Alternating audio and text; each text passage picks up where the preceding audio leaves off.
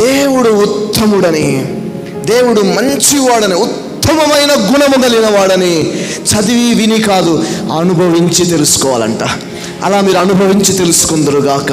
ఈ దేవుని మంచితనాన్ని కడుపు నిండా అనుభవించి మీరు తెలుసుకుందరుగాక.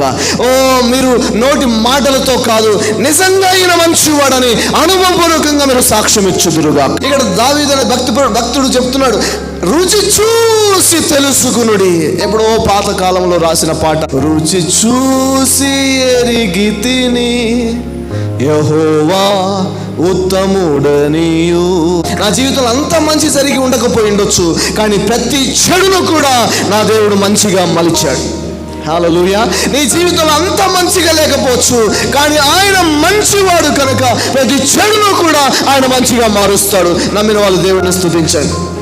నేను మంచి అయిన దేవుణ్ణి ఆరాధన చేస్తున్నాను కనుక, ఉత్తముడైనటువంటి దేవుణ్ణి ఆరాధన చేస్తున్నాను కనుక, అతి శాంతపరుడు, కృప చూపించే దేవుణ్ణి ఆరాధన చేస్తున్నాను కనుక, ఆయన నా జీవితంలో పనిచేసి ఇన్వాల్వ్ అయి ప్రతి చెడుని, ప్రతి కీడుని ఆయన అంతిమంగా మేలుగా మార్చి పని చేస్తున్నాడు.